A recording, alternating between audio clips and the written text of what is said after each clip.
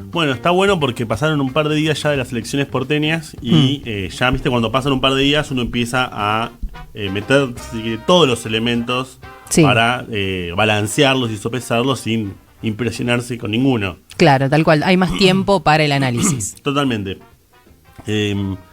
Yo arrancaría por 3 grandes conclusiones. La primera es que el gobierno le salió medio todo bien. ¿Está bien? Logró nacionalizar la discusión de las elecciones. Si bien se elegían legisladores porteños, se discutió muy poco de los problemas de los porteños. Se discutió en general para dónde va el país. El gobierno tenía un lema que era kirchnerismo o libertad, que viene en realidad de un lema español, que es comunismo o libertad, de Díaz Ayuso, una candidata de la derecha del PP. Sí. Y bueno, lo readaptaron a la realidad nacional, kirchnerismo o libertad. Bueno, el gobierno logró nacionalizar la elección y alcanzó su núcleo duro, el 30%, aquel 30% que lo votó a Milei en las generales y luego en las PASO y luego en las generales.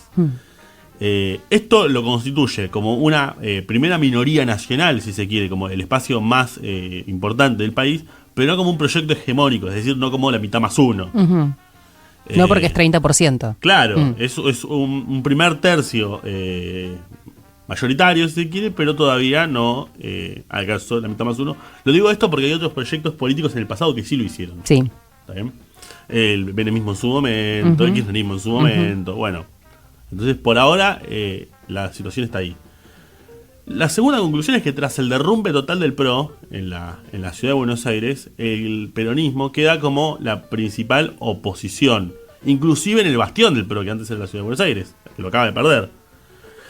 Y el ausentismo, del cual se viene hablando mucho, castigó a todas las fuerzas políticas excepto al gobierno. Esto es interesante. O sea, la Libertad Avanza fue la única lista que tiene más votos nominales, más cantidad de votos, más cantidad de personas que fueron a la urna a meter la boleta de la Libertad Avanza con respecto a 2023 y 2021. ¿Más cantidad o la misma? No, más cantidad. Más Bien. cantidad. Es decir, que probablemente haya pasado algo así. Probablemente, no lo sabemos porque no podemos, pero probablemente haya pasado algo así. Las personas que no votaron al peronismo que antes lo habían votado en 2023 y 2021 no fueron a votar, y parte de las personas que votaron a Juntos por el Cambio o al PRO en 2023 y 2021 fueron a votar a la Libertad Avanza. Claro, se pasaron. Sí. Claro. Esto es ultra interesante y uno cuando ve los ¿cómo se llama? Los gráficos de la cantidad de gente que fue a votar y demás. Ahí donde ve que en la zona sur de la ciudad de Buenos Aires, donde están las comunas que mayormente ganó Santoro, es donde menos gente fue a votar. Y también, por ejemplo, en la Villa 31 de Retiro, donde también Santoro tuvo una buena performance, fue a votar el 34% del electorado. Nada. Muy poco. Sí. Entonces, ¿eso qué significa? Que los sectores de ingresos bajos y demás, por un lado votaron al peronismo, pero por otro lado tampoco fueron a votar. Claro. Ahora, ¿qué se desprende de todas estas conclusiones? Se desprende lo siguiente. Porque hay gente opositora al gobierno que dice, ¿cómo puede ser que con el ajuste, con los despidos, con el cese de la actividad, con el enfriamiento de la actividad, siguen ganando? Bueno, evidentemente hay una buena parte de la sociedad, el 30% de los porteños por lo menos, que valora mucho la estabilidad macroeconómica.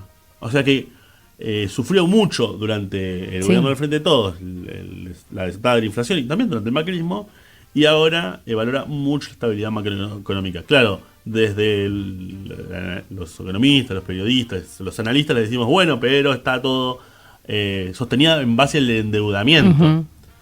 Y bueno, es como que en la realidad de las personas de a pie, que por ahí no tanto no les interesa en la política, lo que entienden es que ahora está la inflación más controlada y que hay gente diciendo cuidado. Bueno, claro, habrá gente diciendo cuidado, pero es mejor que haya estabilidad macroeconómica y que haya gente diciendo cuidado a que no haya ninguna estabilidad macroeconómica y que efectivamente alguien va a decir cuidado por otra cosa. Tal cual, sí. O sea, lo importante es que vos vas al supermercado y el paquete de fideos te sigue saliendo lo mismo o más o menos lo mismo que el mes pasado. Que te aterroriza la inflación, te aterroriza, porque no sabes, o sea, ya no sabes de qué desprenderte. La inflación hace mucho daño psíquico. Claro, entonces ¿qué hago? Saco los pibes del colegio privado. Claro. Te meten en una proyección en la cual es una especie de carrera contra la inflación y tener que irte desprendiendo de cosas. Esto no significa que todo el mundo esté contento con el gobierno y todo eso. Por algo sacó un 30%. Y además que hay mucha gente evidentemente sufriendo por el gobierno, pero no encuentra en la oposición una canalización a su esperanza, a su límite. O sea, el gobierno con Kirchnerismo Libertad logró convencer a su electorado y a parte del electorado del PRO de Kirchnerismo Libertad, vótennos para que no vuelva el kirchnerismo, pero Santoro, el kirchnerismo y demás no lograron a convencer de sus lemas a su electorado. Claro. Y esto es interesante porque, claro, por un lado el gobierno sacó 30%, por otro lado hay un 70% de gente que no lo quiere. Y ese 70% de gente que no lo quiere tiene en el peronismo su principal activo. El peronismo, el kirchnerismo, o sea, todo lo que es Unión por la Patria. Sí. Entonces se empezó a hablar ya de un frente anti-Milei. ¿Está bien? Incluso el propio Santoro, en una entrevista después dijo un frente anti-Milei que emule, tenga referencia con los grandes frentes antifascistas de los años 30 de Europa. ¿Por qué? Porque, tildan al gobierno autoritario y con políticas por las similitudes de ajuste muy agresiva y demás. Ahora, los frentes antifascistas, dice, claro, reunían a organizaciones muy distintas y había que ponerse de acuerdo entre, no sé, comunistas y personajes de centro derecho, republicanos y demás. Y más o menos la cosa terminaba funcionando. Bueno, esto sería para Santoro más o menos lo mismo. Es decir, empieza a mirar a Larreta en ese sentido, que hizo una buena elección. Sí. ¿Está bien? Empieza a mirar a los radicales que hicieron una mala elección, pero aún siguen teniendo gente en la legislatura.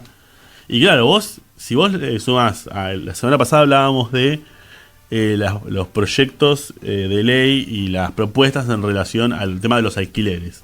Ok, Lula Levy dice hay que sacarle el ABL a los que pagan a los inquilinos. Sí.